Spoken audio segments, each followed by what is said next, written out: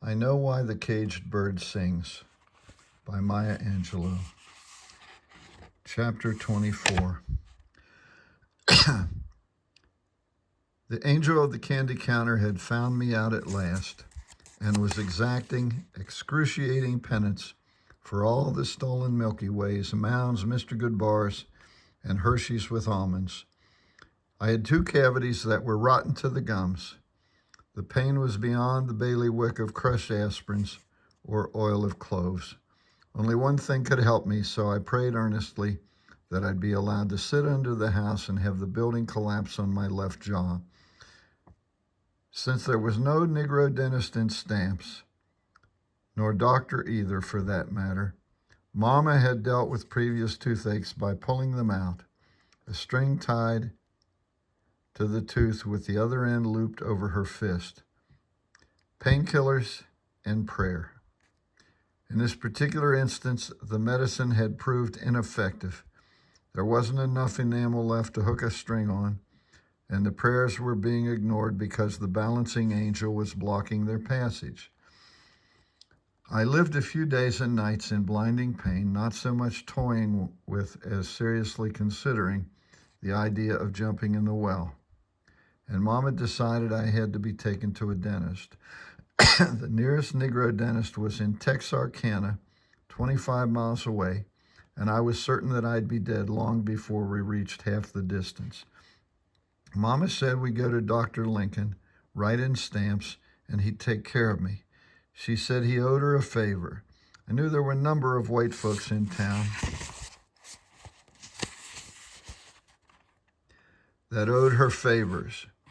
Bailey and I had seen the books which showed how she had lent money to blacks and whites alike during the Depression, and most still owed her. I couldn't aptly remember seeing Dr. Lincoln's name, nor had I ever heard of a Negro's going to him as a patient. However, Mama said we were going and put water on the stove for our baths. I had never been to a doctor, so she told me that after the bath, which would make my mouth feel better, I had to put on freshly starched and ironed underclothes from inside out. The ache failed to respond to the bath, and I knew then that the pain was more serious than that which anyone had ever suffered. Before we left the store, she ordered me to brush my teeth and then wash my mouth with Listerine. The idea of even opening my clamped jaws increased the pain. But upon her explanation that when you go to a doctor, you have to clean yourself all over, but more especially the part that's examined, I screwed up my courage and unlocked my teeth. The cool air in my mouth and the jarring of my molars dislodged what little remained of my reason. I had frozen to the pain. My family nearly had to tie me down to take the toothbrush away. It was no small effort to get me started on the road to the dentist. Mama spoke to all the passers-by but didn't stop to chat. She explained over her shoulder that we were going to the doctor and she'd pass the time of day on our way home. Until we reached the pond, the pain was my world, an aura that haloed me for 3 feet around. Haloed around me for 3 feet around. Crossing the bridge into white folks' country, pieces of sanity pushed themselves forward. I had to stop moaning and start walking straight. The white towel, which was drawn under my chin and tied over my head, had to be arranged. If one was dying, it had to be done in style if the dying took place in white folks' part of town.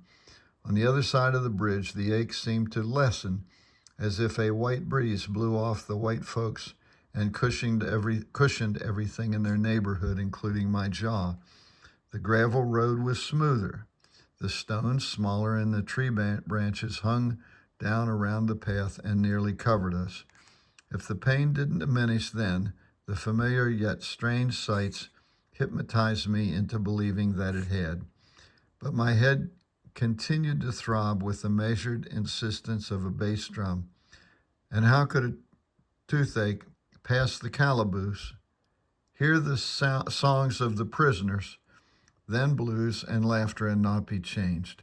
How could one or two or even a mouthful of angry tooth roots meet a wagon load of po-white trash children enduring their idiotic snobbery and not feel less important? Behind the building, which housed the dentist office, ran a small path used by servants, and those tradespeople who catered to the butcher and Stamps One restaurant. Mama and I followed that lane to the back stairs of Dennis Lincoln's office. The sun was bright and gave the day a hard reality as we climbed up the steps to the second floor.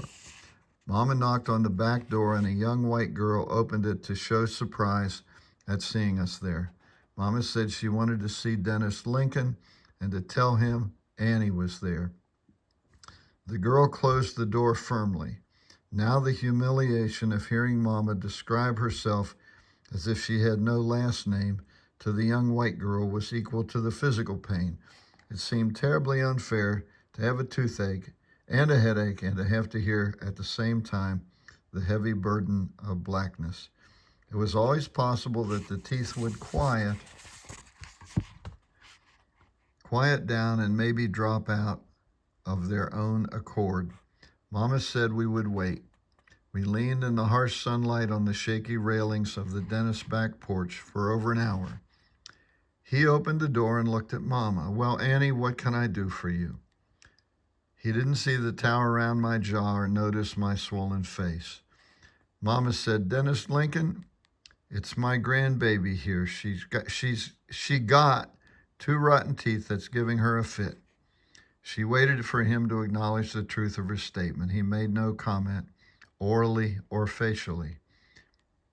"She had this toothache pert near 4 days now, and today I said, 'Young lady, you're going to the dentist.'"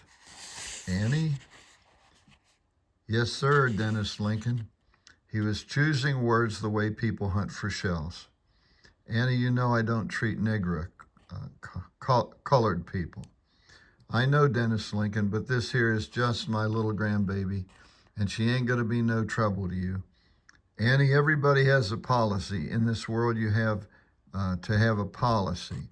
Now, my policy is I don't treat colored people." The sun had baked the oil out of Mama's skin and melted the Vaseline in her hair. She shone greasily as she leaned out of the dentist's shadow.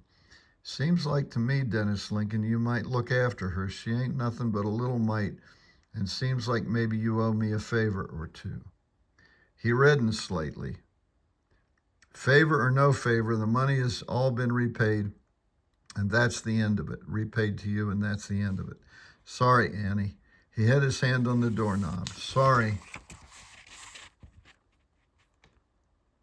Sorry. Okay.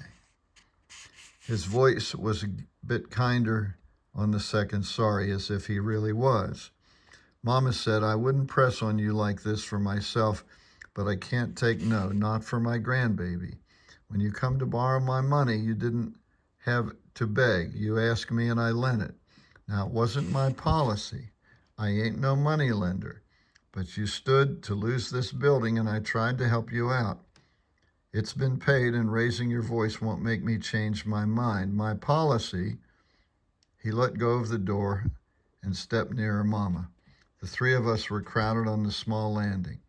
"Annie, my policy is I'd rather stick my hand in a dog's mouth than in a nigger's."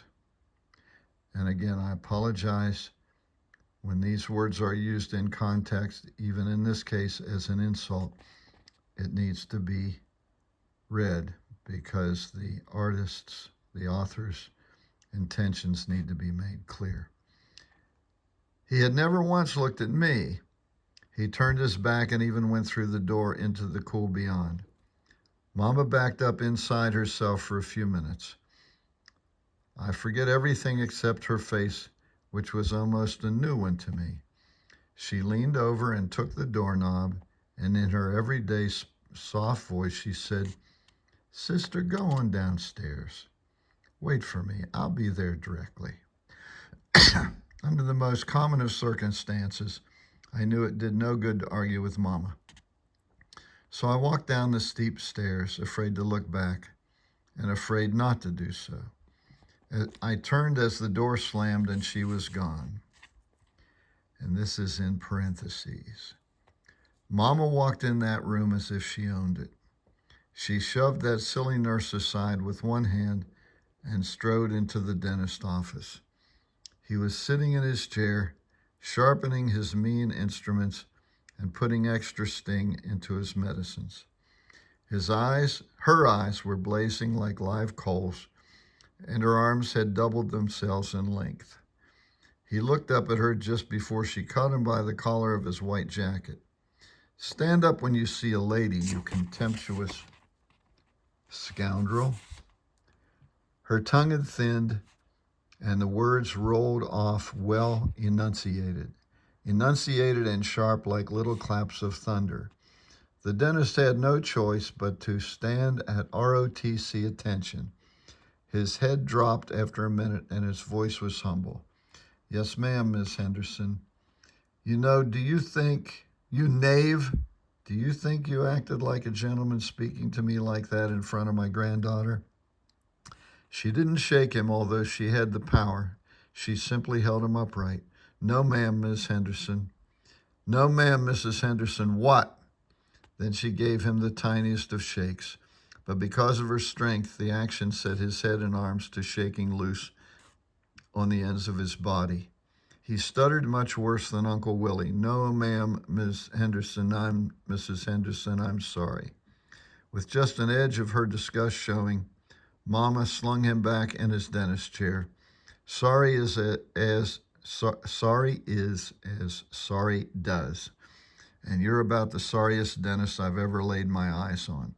She could afford to slip into the vernacular because she had such eloquent command of English. "I didn't ask you to apologize in front of Marguerite because I don't want her to know my power. But I order you now and herewith, leave stamps by sundown." "Miss Henderson, I can't get my equipment." He was shaking terribly now. "Now that brings me to my second order. You will never again practice dentistry, never. When you get settled in your next place, you will be a vegetarian, caring for dogs with the mange, cats with cholera, and cows with the epizootic. Is that clear?" The saliva ran down his chin and his eyes filled with tears. "Yes, ma'am. Thank you for not killing me." "Thank you, Miss Henderson."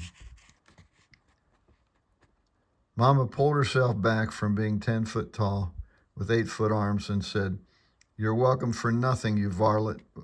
I wouldn't waste a killing on the likes of you."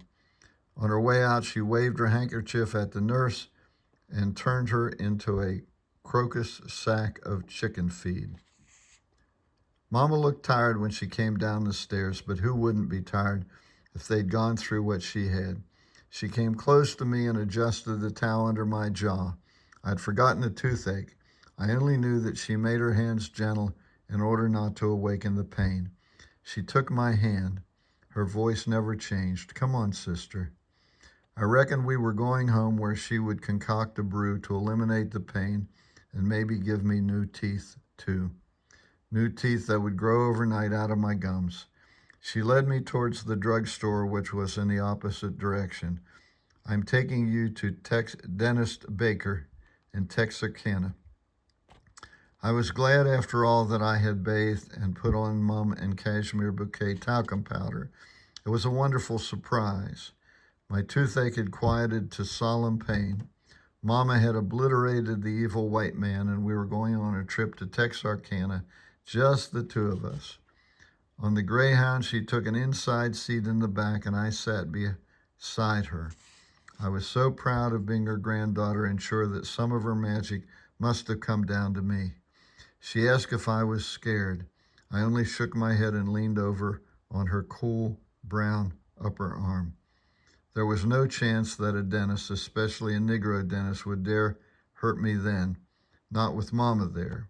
The trip was uneventful, except that she put her arm around me, which was very unusual for Mama to do.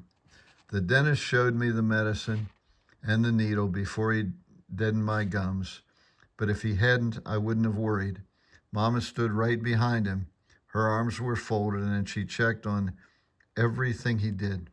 The teeth were extracted, and she brought me an ice cream cone from the side window of a drug counter.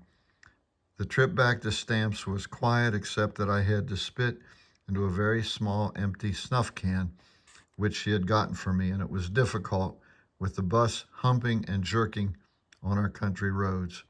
At home, I was given a warm salt solution, and when I washed out my mouth, I showed Bailey the empty holes where the clotted blood sat like filling in a pie crust. He said I was quite brave, and that was my cue to reveal our confrontation with the Peckerwood dentist and Mama's incredible powers. I had to admit that I didn't hear the conversation, but what else could she have said then? What I had said, she said. What else done? She agreed with my analysis in a lukewarm way, and I happily, after all, I'd been sick, flounced into the store. Mama was preparing our evening meal, and Uncle Willie leaned on the doorsill. She gave her version. Dennis Lincoln got right uppity, said he'd rather put his hand in a dog's mouth. When I reminded him of the favor, he brushed it off like a piece of lint. Well, I sent Sister downstairs and went inside. I'd never been in his office before, but I found the door to where he takes out teeth, and him and the nurse was in there thick as thieves. I just stood there until he caught sight of me. Crash, bang, the pot's on the stove. He jumped just like he was sitting on a pin. He said, "Annie, I done told you I ain't gonna mess around in no nigga's mouth." I said, "Somebody's got to do it then." And he said, "Take her to Texarkana to the colored dentist." That's when I said, "If you paid me my money, I could afford to take her." He said, "It's all been paid." I told him everything but the interest had been paid. He said, "'Twasn't no interest." I said, "'Tis now. I'll take $10 as payment in full." You know, Willie, it wasn't no right thing to do, 'cause I lent you that money without thinking about it. He told that little snippety nurse of his to give me $10 and make me sign a paid-in-full receipt. She gave it to me, and I signed the papers, even though by rights he was paid up before. I figure he gonna be that kind of nasty. He gonna have to pay for it. Mama and her son laughed and laughed over the white man's evilness and her retributive sin. I much preferred my version.